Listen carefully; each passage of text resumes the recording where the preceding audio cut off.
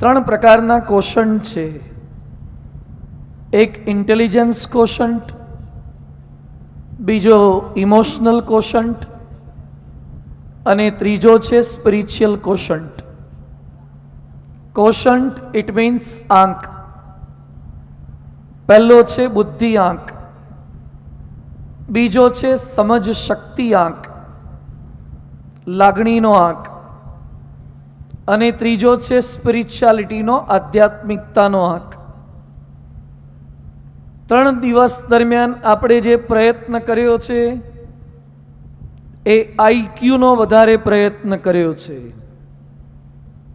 વિકાસ માટે intelligence quotient બહુ જ જરૂરી છે. ચંદ્ર પર યાન મોકલવા માટે અભણ માણસોથી કામ ન થાય. સારા બ્રિજીસ બાંધવા હોય અભણ માણસોનું કામ નથી. સારા machine gun, tank, missile design કરવી હોય એ ટેકનોક્રેટ્સનું કામ છે. સમાજને સ્વસ્થ રાખવો હોય તો સારા લિટરેટ ડોક્ટરોની જરૂરિયાત છે. સમાજને સુવિકસિત કરવો હોય તો એન્જિનિયરોની જરૂરિયાત છે. પરંતુ સમાજને સંસ્કારી બનાવવો હોય તો સાચા ને સારા સંતોની જરૂરિયાત છે. તમારા હાડકાં ભાંગી ગયા હોય તો ઓર્થોપેડિક સર્જન પાસે જવાય. તમારા હાર્ટમાં કોલ્ડ સ્ટોરેજ જમા થયું હોય કોલેસ્ટ્રોલ, તો કોલેસ્ટ્રોલને રિમૂવ કરવા માટે એન્જિયોગ્રાફી કરવામાં આવે, સ્ટેન્ટ મૂકવામાં આવે, અથવા તો બાયપાસ સર્જરી કરવામાં આવે, એને રિમૂવ કરવામાં આવે. કાર્ડિયાક સર્જન પાસે જવું પડે, કાર્ડિયોલોજિસ્ટ પાસે જવું પડે. તમારા બ્રેઇનમાં ટ્યુમર થયું હોય તો તમારે ન્યુરોસર્જન પાસે જવું પડે. તમારી કિડનીમાં પથરી જમા થઈ ગઈ હોય, સ્ટોન, તો તમારે યુરોલોજિસ્ટ પાસે જવું પડે. પરંતુ તમારા મનમાં નેગેટિવ વિચાર આવતા હોય,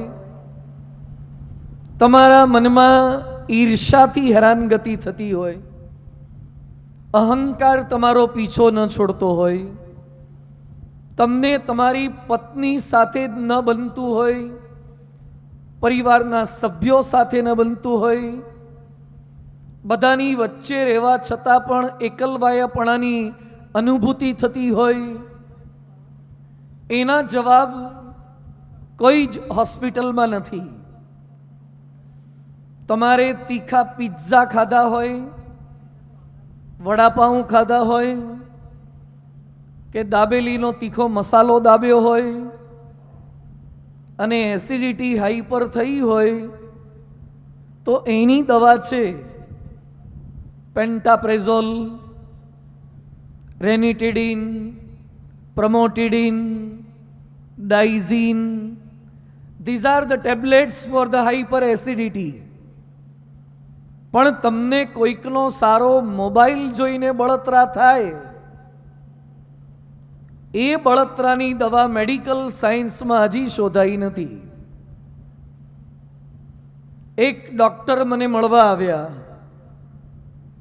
મને કે સ્વામી, મને મારા ઘરમાં ગમતું નથી. તમે જો કાલાવાડ રોડ બાજુ આવી જાઓ, it's a posh area of Rajkot, તો કદાચ એરિયા બદલાઈ જાય તો ચેન્જ મળે. મને કે ઘરવાળા પણ ગમતા નથી. એમાં મારે કહેવાય નહીં કે બદલી નાખો. ઘર સુધી આપણી લિમિટ છે.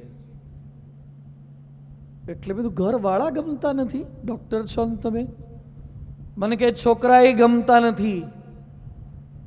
તો ટેમ્પરરી બબાલ થઈ હોય તો ક્યારેક આવું થાય.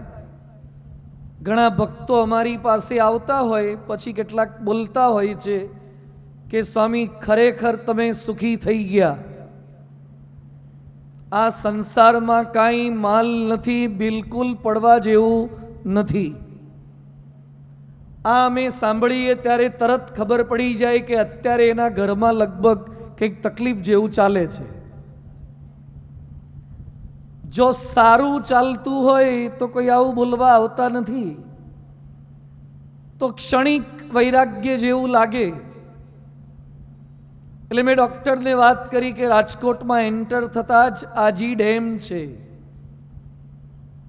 ઝૂ છે, તો તમે થોડુંક ડેમ જોઈ આવો તો રિફ્રેશમેન્ટ મળે. હવે લગ્ન સંબંધમાં પણ એવું છે, અઠવાડિયે એક વાર કે મહિને એક બે વાર જો તમે બહાર ખાવા ન લઈ જાઓ તો લગ્ન સંબંધ બરાબર ટકે નહીં.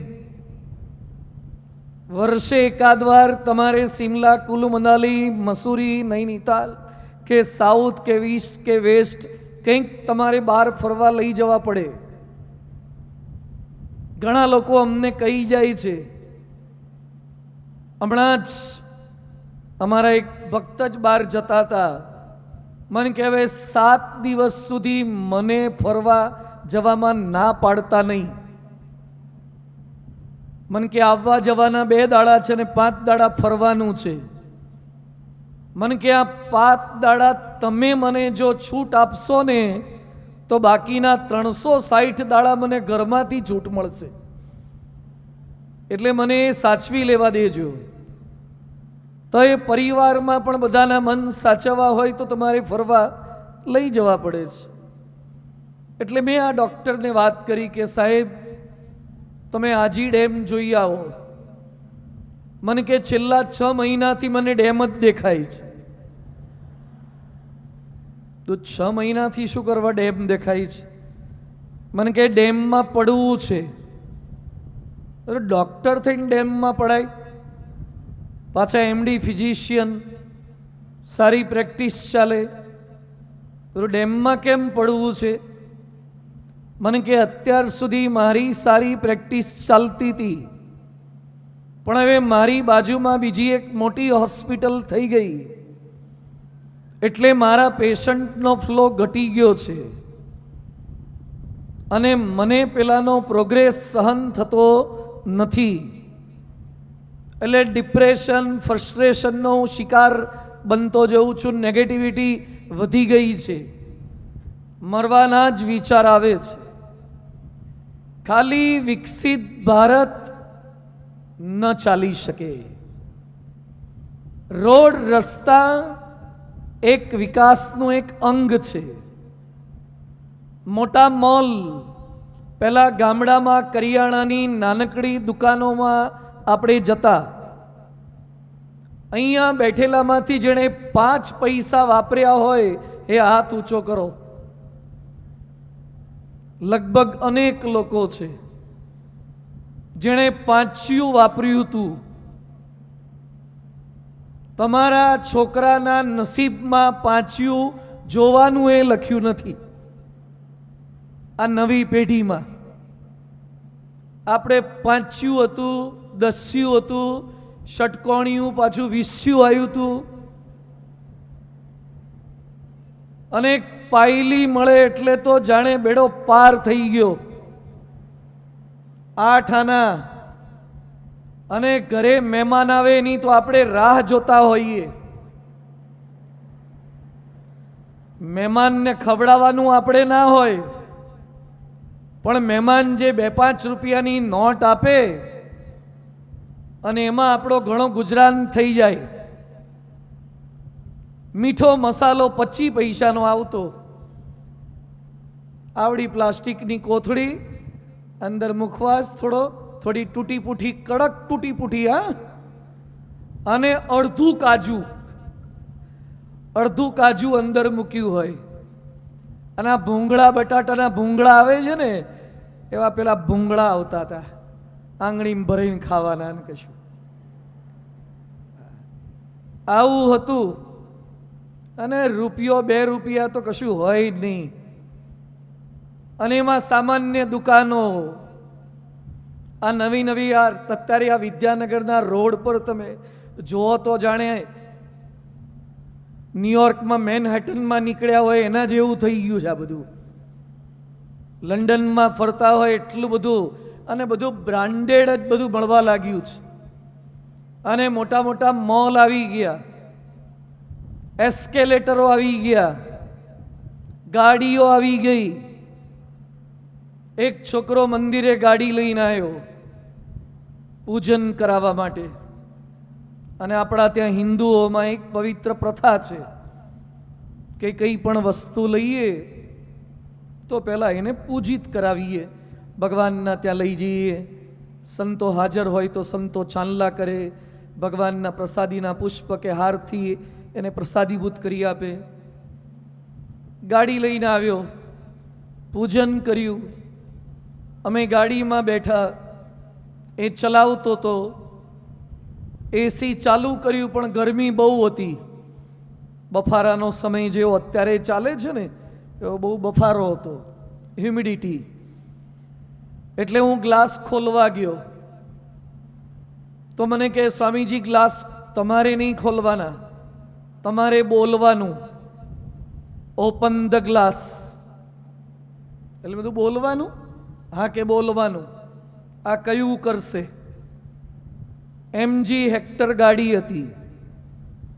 એટલે હું બોલ્યો કે MG ઓપન ધ ગ્લાસ. તે ગ્લાસ હેઠા ઉતરી ગયા. આપણે તો બસમાં 2 જણા પકડે તાર ગ્લાસ આ બાજુ જતા.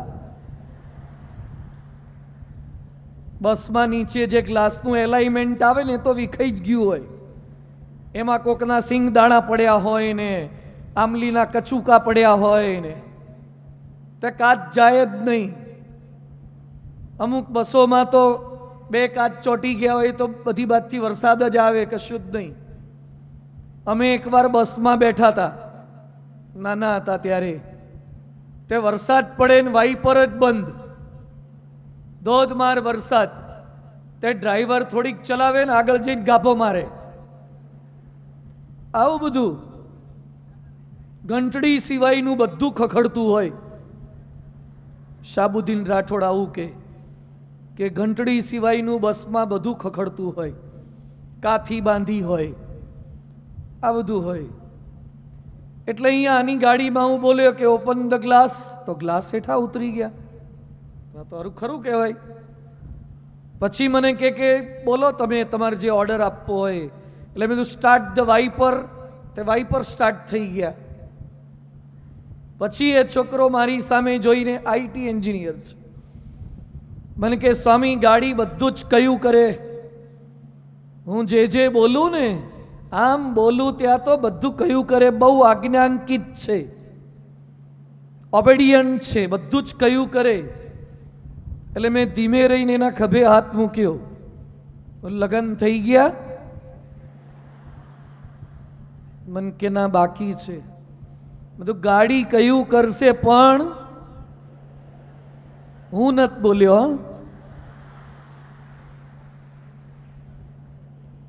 ગાડી બધું કયું કરે.